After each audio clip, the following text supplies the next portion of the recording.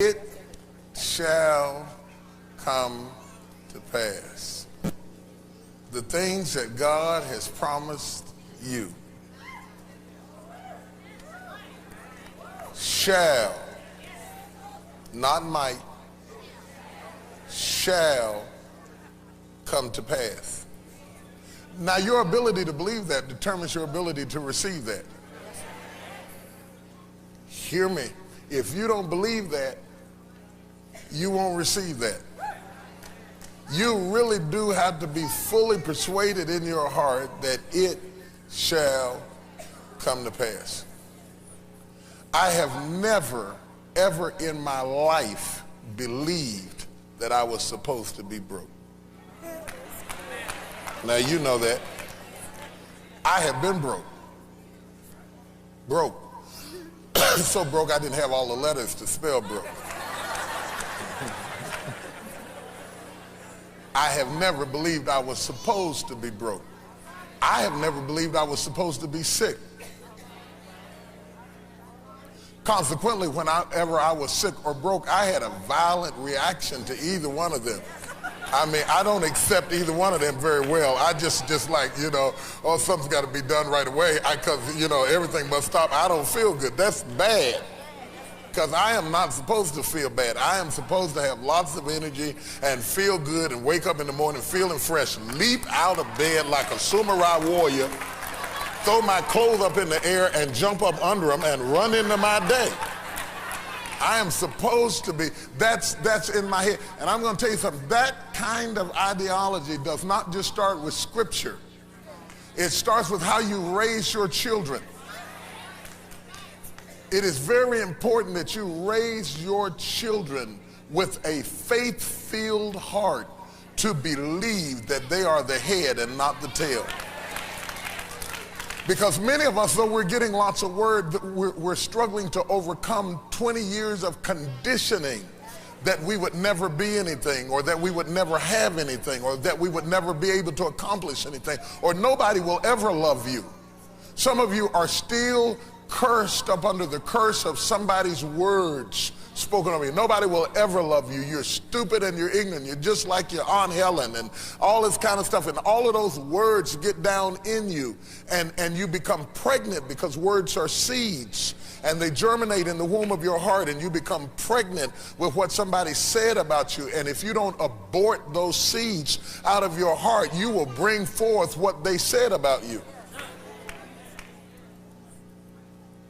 And a lot of your time, the reason that you've been slowed down some and other people have received more readily than you, some of them didn't have to overcome what you had to overcome mentally. The Bible said in Romans that you had to be transformed by the renewing of your mind. Well, some people's mind didn't have to be as transformed as yours did because they weren't as scarred in some of the places that you were scarred. And see, some of us readily receive some things that other people struggle to receive. And it's not just an intellectual thing where you say, oh, yeah, I believe it shall come to pass. I believe it. You can't make yourself believe it. You can't just walk around, I believe it, I confess, I confess. Now, it has to be a conviction in your spirit. Something deep down inside of you that you really do believe it shall come to pass. I didn't say I'd never been sick. I didn't say I'd never been broke. I'm not saying that. I have been both. But I never did accept that as something I was supposed to live with. I just didn't believe it. I never did believe it. That's why I didn't like it. I didn't like it one little bit. My wife used to console me. Baby, it don't matter where we live. Long we together, it don't make no difference. There's no water on it. It don't make no difference.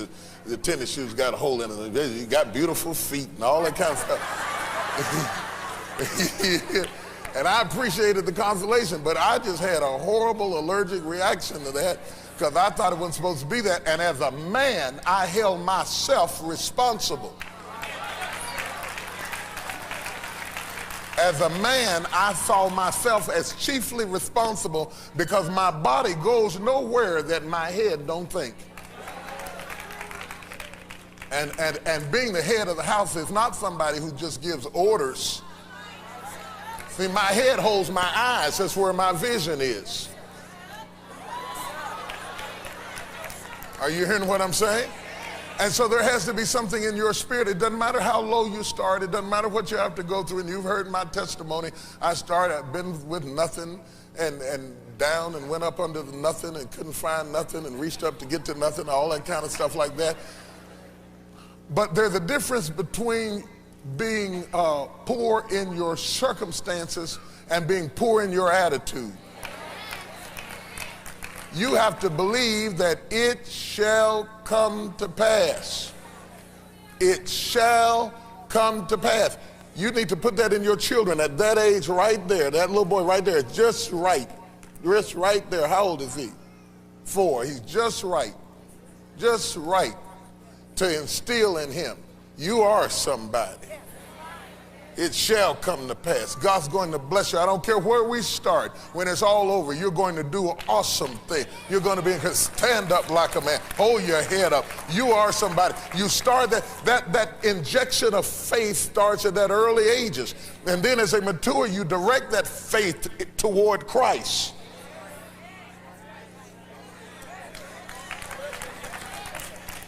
But there has to be something in you that believes in God, yes, but also believes in you.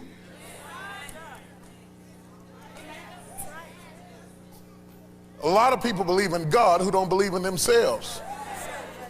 I know some of you are too deep for this and you can't handle this, but I believe Paul said, if I'm not crazy, I believe he said, I can do all things through Christ, which strengthens me. It wasn't enough for him to say God can do all things, because that don't help me. He said, I can do all things through Christ, which strengthens me. Are you hearing what I'm saying? On the top of your notes, write, it'll work if you work it. It will work if you work it.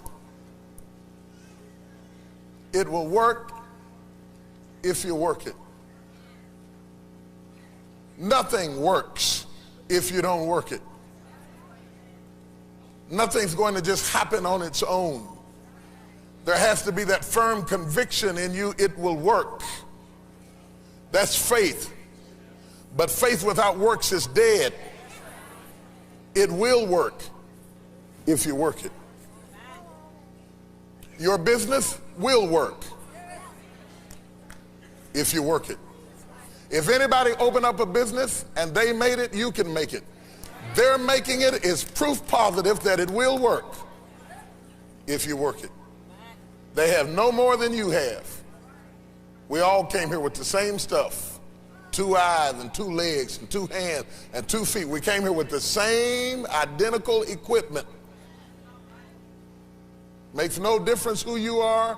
Makes no difference the color of your skin. Quit allowing yourself too many reasons to fail. There are people of all colors and cultures who made it in your city, from your background, out of your neighborhood, against the odds, around people who didn't like them, and they still made it.